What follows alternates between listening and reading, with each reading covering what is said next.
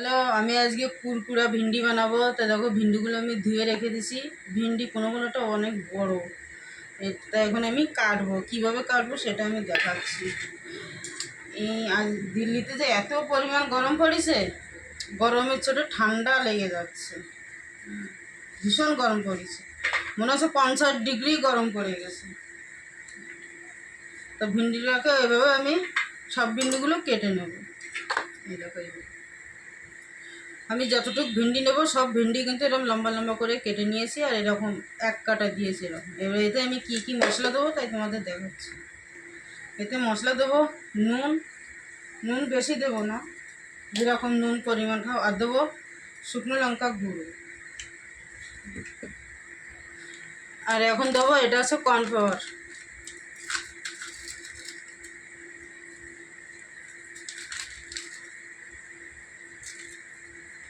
Cornflour না দিলে কুরকুরা হয় না।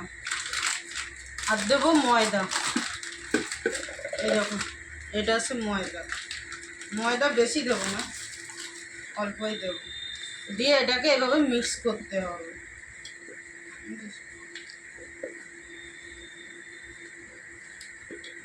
মিক্স করে তারপরে তেলে ফ্রাই করতে হবে।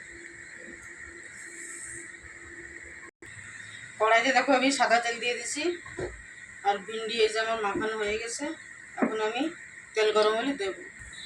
তেল গরম হয়ে গেছে, এখন আমি ভিন্ডি দিয়ে দিচ্ছি। কেউ ভিন্ডি বলে, কেউ ঢেঁড়স বলে, কেউ ভেড় না কি বলে, পাতা নেই কি একটা নাম হয়।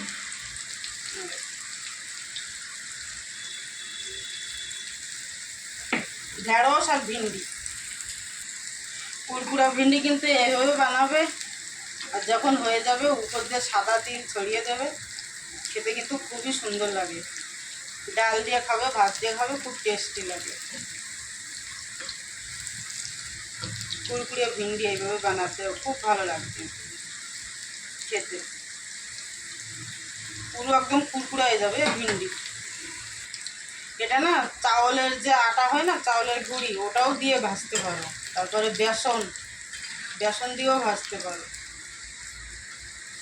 চাউলের গুঁড়ি দিলে আরও তোমার কুরকুরা হয়। দেখো আমার আর হয়ে গেছে, আর বেশি সময় সময় লাগে না বানাতে, খুব তাড়াতাড়ি হয়ে যায়। দেখো এগুলো হয়ে গেছে, এখন আমি নামিয়ে দেবো।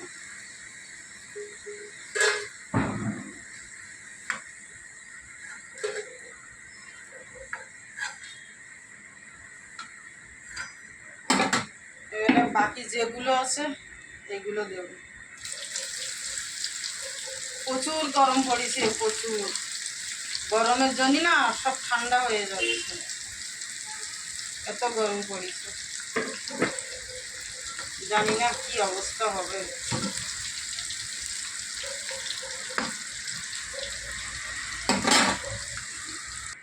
এই দেখো, অর্ধেকটা আমার ছেলে এখন খেয়ে নেছে।